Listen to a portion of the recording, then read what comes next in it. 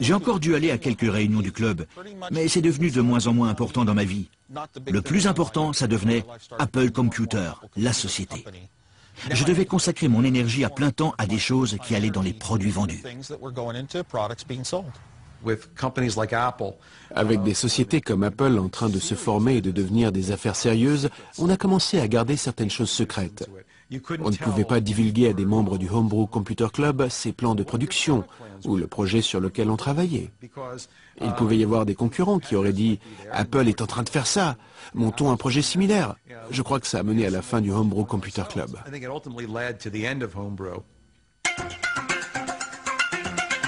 Le Homebrew Computer Club se réunit une dernière fois en 1986. Il laisse derrière lui non seulement Apple, mais 23 autres sociétés informatiques fondées par ses membres. Les hackers peuvent prétendre avoir créé le monde moderne, mais c'est un monde dans lequel ils ne seront plus les bienvenus.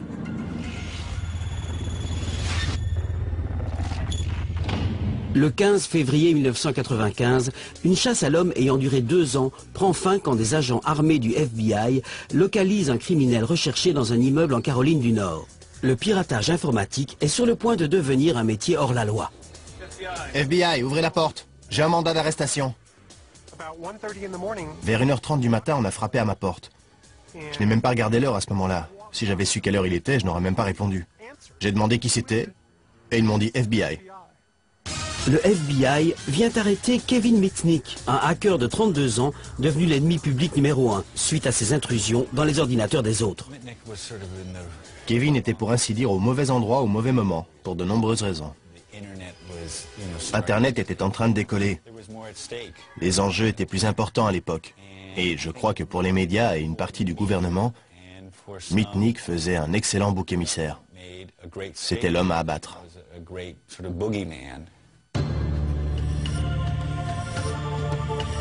20 ans avant l'arrestation de Mitnick, les hackers avaient enclenché la révolution informatique. Les membres du Homebrew Computer Club avaient arraché le contrôle des ordinateurs aux grandes sociétés et en avaient fait profiter Monsieur Tout-le-Monde. Kevin Mitnick est un produit de cette révolution.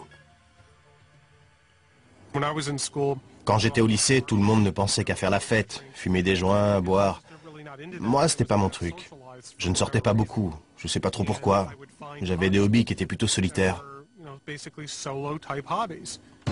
Pour la génération de Mitnick, il y a un nouveau terrain de jeu électronique à explorer. Les grandes sociétés et les agences gouvernementales commencent à relier leurs ordinateurs. Le réseau téléphonique offre une voie détournée pour accéder à ces réseaux attrayants. C'était comme si le réseau représentait l'univers, comme dans Star Trek. Il s'agissait d'aller là où personne n'était encore jamais allé. Le réseau informatique, le réseau téléphonique, aller là où aucun hacker n'était encore allé. Il ne possédait pas son propre ordinateur. Il s'est mis au piratage dans des magasins d'électronique. Il se servait des modems dans leurs ordinateurs pour pénétrer dans des ordinateurs situés ailleurs. La nouvelle génération de hackers tire son inspiration des hors-la-loi de l'électronique d'une ère passée, comme le freaker Captain Crunch. C'était quelqu'un que j'admirais pour son intelligence, pour ses capacités et ses connaissances du réseau téléphonique. Comme les freakers, Mitnick déploie différentes compétences pour accomplir ses opérations de piratage. Tout aussi important que le savoir-faire technique, l'ingénierie sociale, autrement dit la capacité de soutirer des informations par la ruse à des employés ne se doutant de rien. Mais Mitnick va aller encore plus loin. À 17 ans, avec des amis, il réussit à bluffer le gardien pour entrer dans le central d'un opérateur téléphonique et voler d'importants manuels techniques. C'était comme se retrouver dans un magasin de bonbons. On voulait lire tous les manuels pour comprendre comment marchait ce système. Le délit lui vaudra une première condamnation de 3 mois de prison ferme et 1 an avec sursis. La compagnie de téléphone était contrariée, parce que quelqu'un avait eu le culot de faire ça en déjouant leurs procédures de sécurité, qui se sont révélées inefficaces. L'arrestation de Mitnick annonce la tendance pour l'avenir. Kevin a continué à avoir des ennuis. Il possédait cette capacité vraiment remarquable à se faire arrêter en permanence. Mitnick n'est pas le seul à avoir des ennuis. NASA officials in Huntsville realized in late June unauthorized people had recently and repeatedly penetrated a computer at Marshall Space Flight Center. They were smart enough to, in effect, erase the log-in, log-out file. The hackers, as they call themselves, were not only smart, they were arrogant. They left messages on the computer, such as "You can't catch me." C'est pratiquement quelque chose d'inné. Je crois que certaines personnes sont programmées pour être des hackers et d'autres pas. On peut le voir chez les enfants. Certains s'intéressent aux ordinateurs et disent qu'ils ont enfin trouvé un moyen d'exprimer une certaine partie d'eux-mêmes. The phone taps led the FBI to the homes of 4 teenagers, all of whom attend an exclusive high school. That's where Michael Strickland says he got the NASA computer number. And it was listed on the list as a regular Huntsville modem number, which was obviously a mistake, but I just decided to give it a call. The term hacking. L'expression piratage informatique a commencé à subir l'influence négative de gens qui ne possédaient pas l'esprit hacker et procédaient à des intrusions. Comme ces adolescents qui réussissaient à voler des mots de passe ou à exploiter les failles du système pour s'introduire dans d'autres ordinateurs. Mais c'est un film à Hollywood qui va transformer l'irritation en panique. Tout d'un coup, il y a eu ce film qui est devenu numéro 1 du box-office, War Games. Il faisait l'éloge de la capacité à utiliser les ordinateurs à pénétrer dans ces systèmes très puissants, allant presque jusqu'à déclencher une troisième guerre mondiale. Le mot hacker a immédiatement pris une nouvelle signification. Un hacker, c'était désormais un adolescent boutonneux qui était suffisamment calé pour s'attaquer au réseau informatique d'une énorme organisation militaire. Ce qui était excitant, c'était de se trouver à un endroit où on n'aurait pas dû être en essayant de ne pas se faire repérer. Il s'agit de découvrir des connaissances interdites, de tendre des pièges, de se montrer plus malin que l'autre. C'est une sorte de défi intellectuel. Il s'agit de contourner certaines mesures de sécurité informatique. Et c'est aussi une fuite en quelque sorte. Tandis que le réseau informatique s'étend, la passion de Mitnick pour l'exploration s'accroît. Il en vient même à délaisser sa femme et à prendre une chambre dans un hôtel pour se livrer au piratage 24 heures sur 24, 7 jours sur 7. Après l'apparition d'Internet, le domaine à explorer n'a plus de limites. À l'époque, Internet était difficile à sécuriser parce que le réseau était vraiment conçu pour faire circuler toutes ces informations sans aucune entrave. Il était bâti sur des principes ouverts. On ne pouvait pas posséder les IP, protocoles Internet sur lesquels était basé le réseau, donc tout le monde pouvait les utiliser. Mais les temps changent vite. Le piratage n'en est plus à ses balbutiements.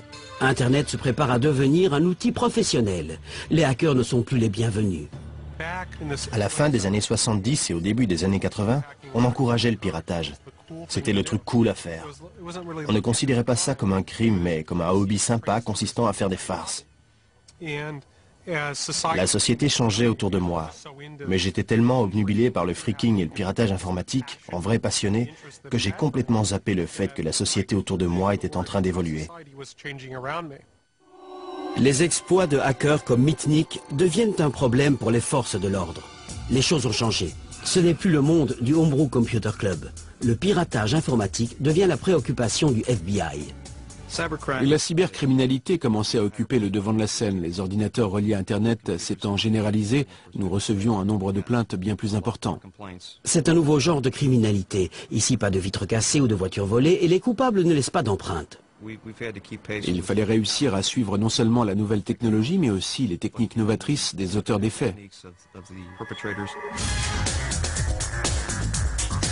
Mitnick ne se laisse pas intimider et choisit des cibles toujours plus influentes. En 1988, il pirate le réseau d'un géant des sociétés informatiques et copie des détails d'un logiciel top secret. Très vite, le FBI est à ses trousses. Nous avons ouvert une enquête sur le vol d'un logiciel de développement de systèmes d'exploitation dont Mitnick a réussi à s'emparer. Il a été arrêté en 1988, appelé des coupables l'année suivante et par conséquent a été condamné à une peine de réclusion dans une prison fédérale.